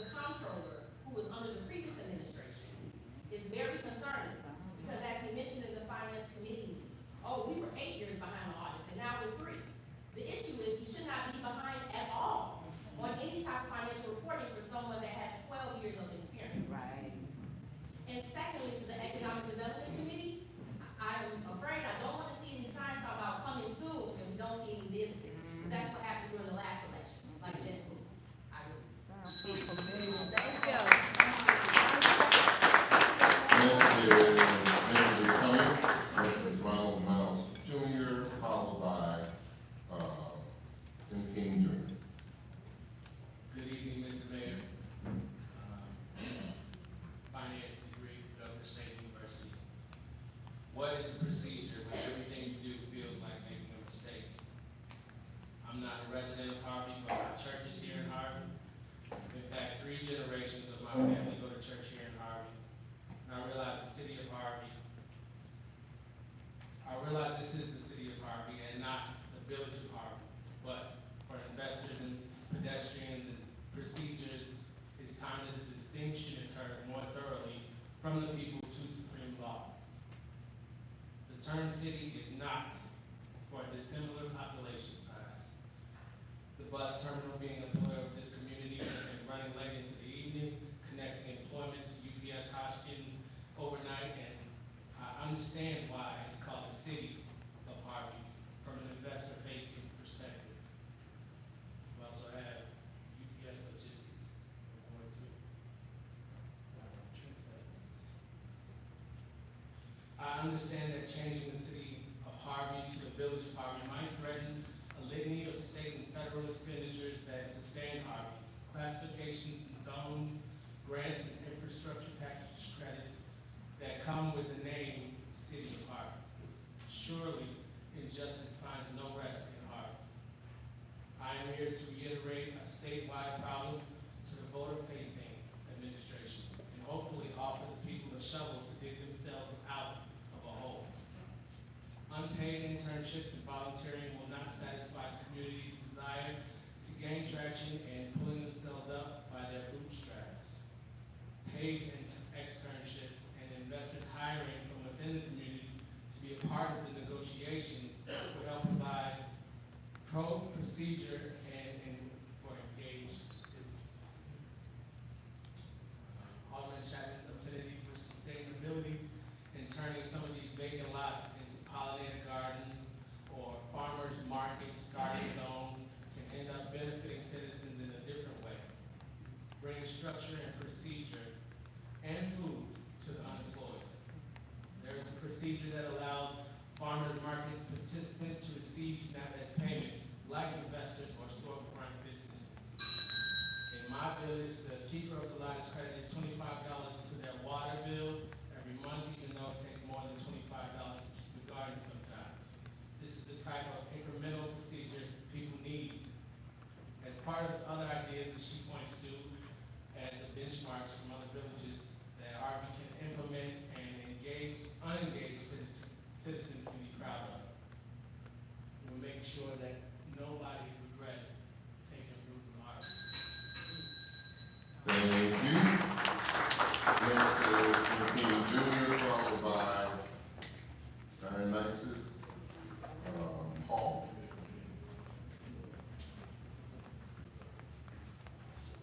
Reverend King Jr., Church of Daniel Chapel, Phoenix, but I'm a resident of Hartford for over 40 years. And I ran a couple of times, I'm not talking politics, I ran a few times with false promises given for the 6th ward, people put on that. And also something else here. How can you have a finance meeting about an hour before you have a regular meeting? How do you do that? How in the world, Alderman Tyrone Rogers, how can you have a meeting and not know anything about what you're talking about?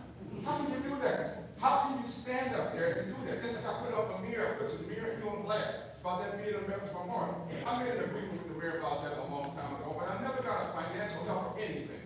And I took pictures and put it out on there, and finally somebody put the flags up and cut it down. Myself and the alderman of the 4th ward, we worked together on some of that. He volunteered to put lights on and stuff like that. The alderman of the 2nd ward, she's working hard having meetings with other people. We haven't had a meeting since I've been seeing you in here. The only time I see my alderman is in this meeting working finance. Where the 6th ward's got on Halsted Street, you got a prostitute. I heard the chief said they're taking care of all these problems. Well, guess what? Right after that meeting, the mayor made this thing that he wants to have a settlement with everybody. He wants some peace and some love with everybody. But guess what happened? As soon as we got out this building, was a lineup of the police officers and walked us off the property. Immediately, I was standing there. They said, keep on moving. Is that freedom? Is that what you call having a way of saying we're going to settle this and we're going to be kind and loving each other? Are we in a police state?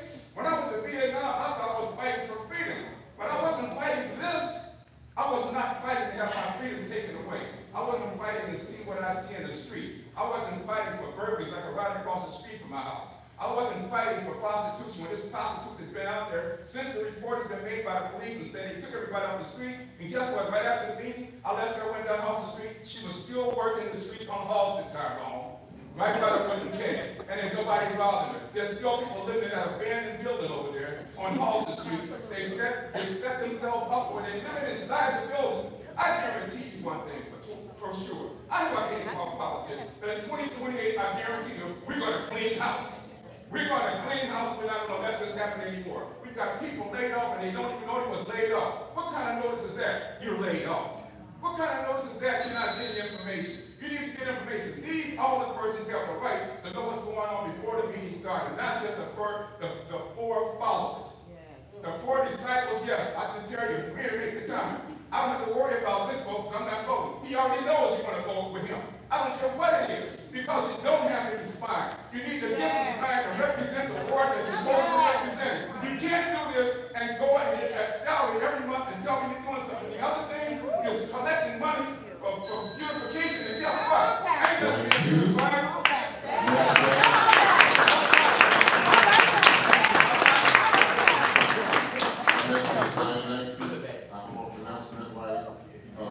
Paul, followed by Julian Harris. That's kind of difficult to have someone so passionate. Good evening, my name is Dion Hall, and I stand before the residents and the council and the mayor of Harvey as the representative of Roseland Ceasefire to put on the record and to inform you all that we stand with and are here to serve you. The alderman spoke about food and help for residents. We can help. If you and your family members are dealing with traumas and need counseling, we can help. Most issues that the residents in Harvey are dealing with that impact their daily lives, we can help. So we walk around with this bright orange on, so we're easily seen and easy to find. So if you see us on your block, we're knocking on your doors, just say hi. Thank you. Thank you very much. Next is Julian Harris. To the Honorable Mayor Christopher J. Clark and this Honorable Council, you all are doing a fantastic job. I really think, and I know that you have this public interest in heart. You know what? You're going to have the naysayers. You're going to have those that want to do their own agenda. Keep on doing what you're doing, because guess what? This city is right. People coming back in here on 54th Street, there's going to be many shops. Coffee shops, dress shops, pancake houses. It's coming back to Harvey. The citizens of Harvey, you can be a part of it and help your children. If you think you're too old or too ill, help your grandchildren. Learn them, find out where they can learn grant writing, so they can be a part of this new community that's coming back to Harvey. If you don't help them and you don't help yourself, other people are coming back to Harvey. Other people are coming back here. You're going to see them open up shops and everything.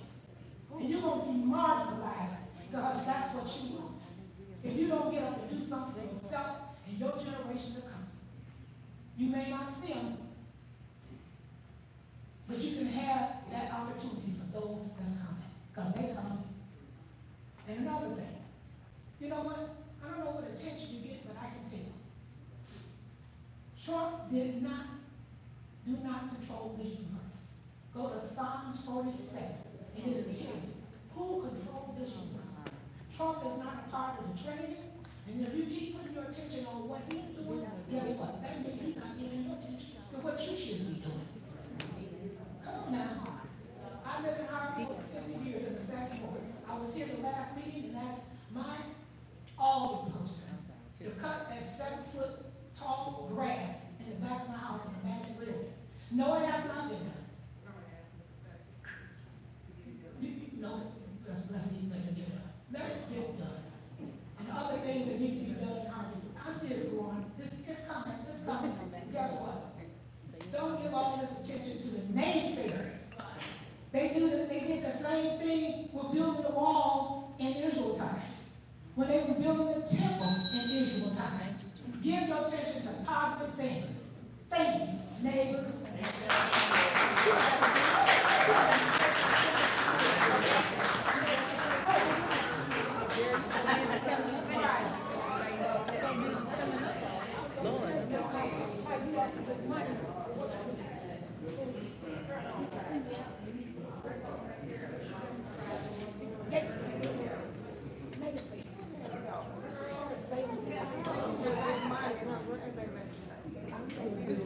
I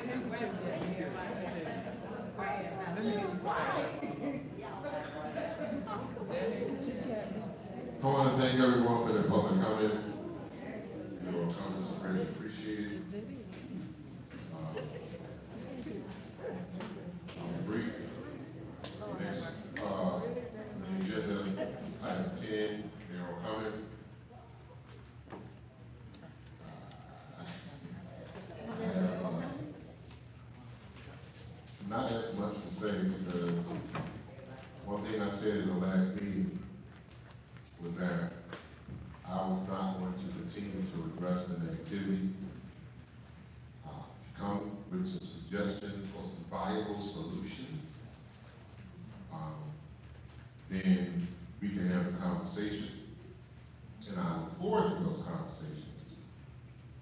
But what I want to talk about is moving the city forward. But before we do, I just want to make sure, because of course there are people who will watch this video at a future time, and I forgot to mention that the opinions, whether good or bad, whether positive or negative, are the opinions of those participating in public comment. It does not suggest whether what they are saying is or is not true. But I am not going to address it because the bottom line is going back and forth, it just really doesn't do anything for this city. It doesn't do the city one bit. And everything that I heard, with all due respect, none of that puts food on people's tables, clothes on people's backs, or roofs over their heads. And so we are in problem solving, solution giving. What'd you say?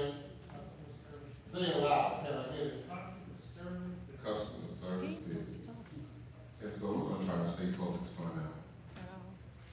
And on that focus, if you have noticed, anyone has noticed, that more and more work is taking place on Wood Street.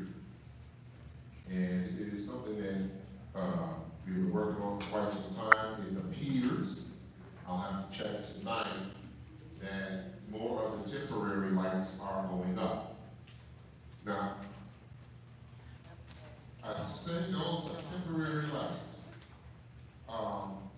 because once the job is completed, for those of you who don't know, Wood Street will be widened out. So it will be widened. It will be, we'll finally have sidewalks and curbs. In addition to that, we'll have some more turn lanes, and also, of course, lighting as well. But in order for them to complete the job, they had to add this temporary lighting. So if you go down Wood Street, it's got these really tall wooden poles for some odd reason. Those are the temporary lights that they are starting to install, and hopefully they will get completed sometime soon. Because once that part is done, then that means we're prepared to move on to the next phase, okay? Which is the actual, what we would like to see, the actual construction itself, even though they have been doing a lot of work on that street. When it's all said and done, we should have, like I said, new curbs, new sidewalks. It is a complete overhaul.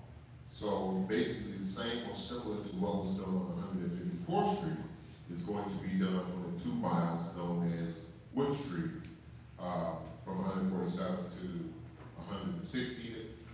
Once that work is complete, it will not be pavement, but it will be concrete. So it'll be total concrete pavements, all the way through. So that should last much longer. We are also going to get a new sewer line that will run that whole length of Wood Street, and actually will continue north. Will continue north all the way to Little Calsad. So what will happen is, for those who, I don't know if this is too far in the weeds, but what will kind of happen is that detention basin that is being built by Metropolitan Water Reclamation District, the water will go into that basin, and then it will run from that basin down to connect connected to the Wood Street sewer. And then the excess water will run from the sewer all the way down to the Little County back. So there's been some engineering that has been done to make sure that works and works out well. But we're looking forward to that. It looks like, unless Ms. Davis tells me something else, Wood Street work is completed. Have they finished the rain gardens? Yes. Are those complete now? I thought they were. Just wanted to make sure I didn't want to speak out of turn. The rain gardens are now complete. And once again, that's one of those things. Same with the sidewalks. And all of them on 154th Street, where the city received grant funds to be able to do that. So we are very, first of all, pleased with the fact that we're now qualifying for the grants, which speaks volumes as far as I'm concerned, because it says that, well, maybe there are some, as one person said, maybe there are some naysayers who don't necessarily believe in what this administration is doing, but there are some people with the federal government and the state government and the county government who definitely believe that when they give us money to do certain tasks, that we will complete those tasks. And so I spoke with someone this actually last week about the sidewalks. But he understood that the money, because he wanted to know why the sidewalk wasn't done. And then I had explained, of course, that we received money to do those sidewalks. And so we have to use the money for its intended purpose, So we're glad to be able to do that as well.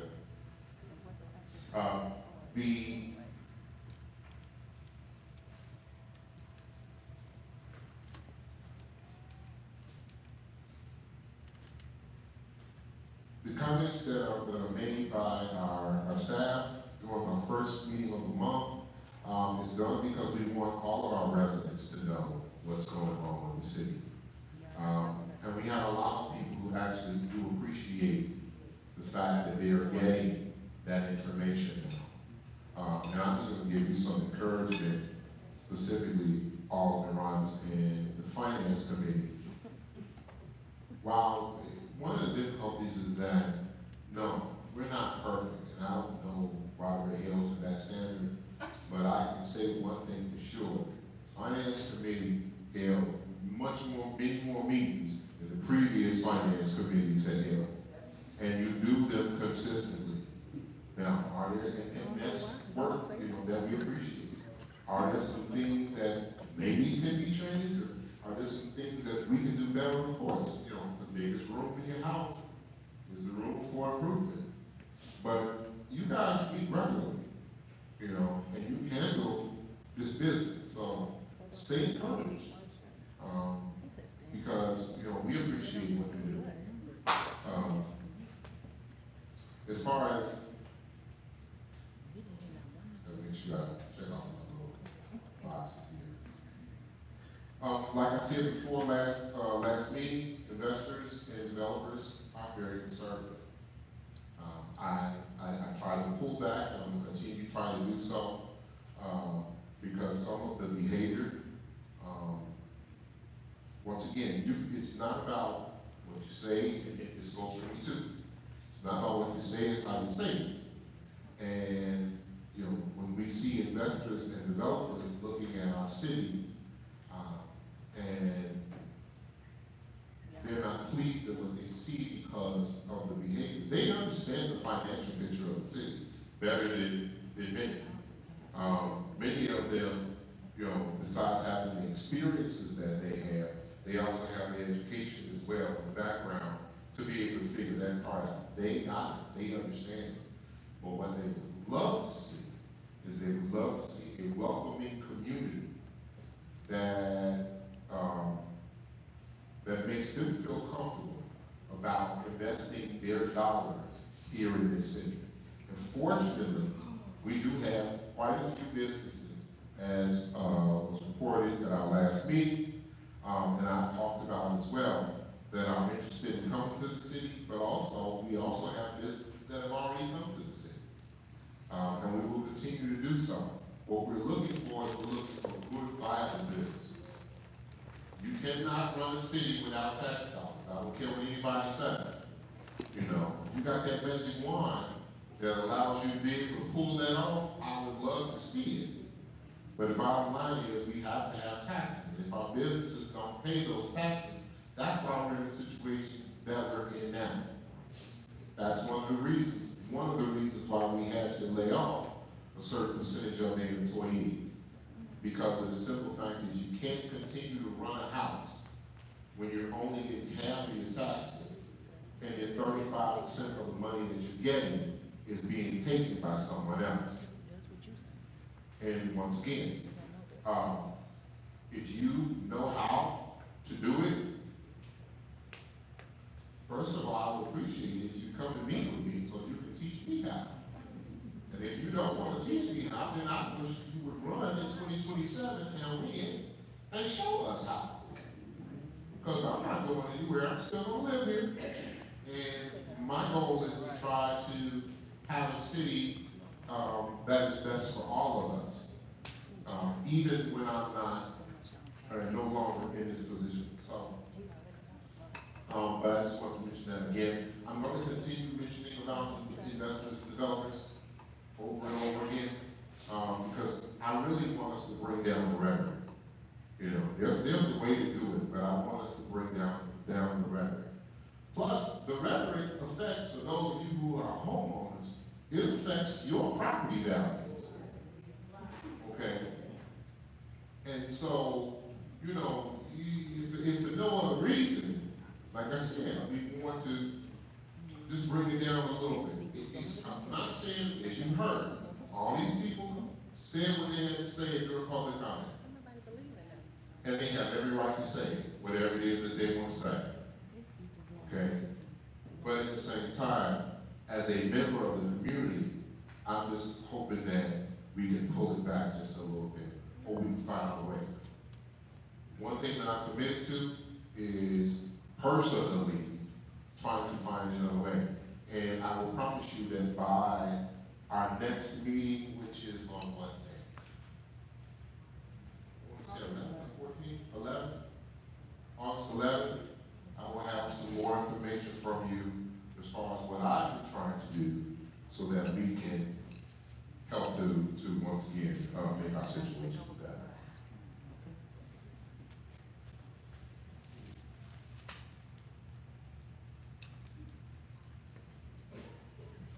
Yeah, so the rest of it, yeah, like I said, I did notes, but I'm not gonna address the rest of this stuff. Thank you to all of you who, attended our,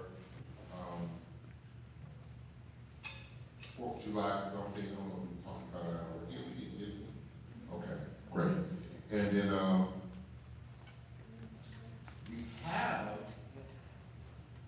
National Night Out coming up, right? Now, we're not gonna do it this year, but I want y'all to keep something in mind, okay?